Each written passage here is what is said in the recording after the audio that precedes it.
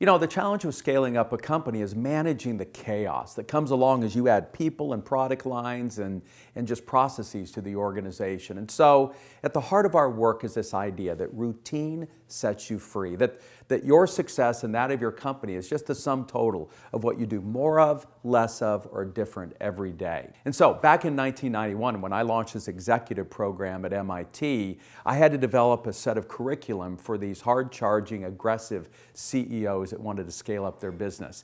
And over that decade, we put it into a series of 10 what we called Rockefeller Habits. So we ended up naming it the Rockefeller Habits. A friend of mine gave me the biography Titan, which was about John D. Rockefeller, who was the wealthiest person ever in the history of the planet, except for maybe Putin. And he put in practice these fundamental routines that served him well, and if you look over the 100 years since, have served many of the most successful people that have driven the largest companies as well, including Steve Jobs. Let me give you an example. John D. Rockefeller was adamant about having a daily meeting with his 9 directors for lunch every day. 100 years later, Steve Jobs did exactly the same thing with Jonathan Ive.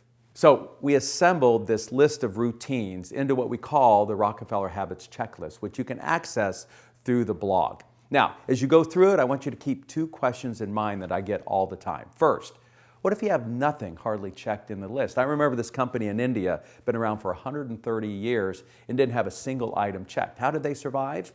Look, you don't have to do any of these, but you're just leaving money and time on the table. Number 2, did you put them in some kind of an order? Not really. You can pick around at them except for number 1. Unless you have a healthy team, one that knows how to kind of fight without killing each other, it's going to be so difficult to implement any of the rest of this. So let me go through the list very quickly. First, is your team aligned and healthy? Do they know how to fight without killing each other? Number 2, is the organization aligned around the number 1 thing that you need to get done this quarter, this year, and the next decade? Number 3, do you have a good communication meeting rhythm inside the organization? Number 4, are there clear accountabilities around both the processes as well as the functions inside the organization? Number 5, what are you doing to gather employee feedback and then acting on that? Number 6, as well as what are you doing to gather and act on customer feedback? Number 7, are your values and purpose in place and alive in the organization? Number 8, can everyone simply state what is your strategy, including the 3 main brand promises?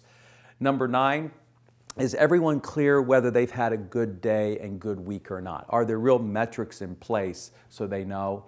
And number 10, is all of that information up visible like you would see scoreboards at a sporting event? And so those are our 10 fundamental habits.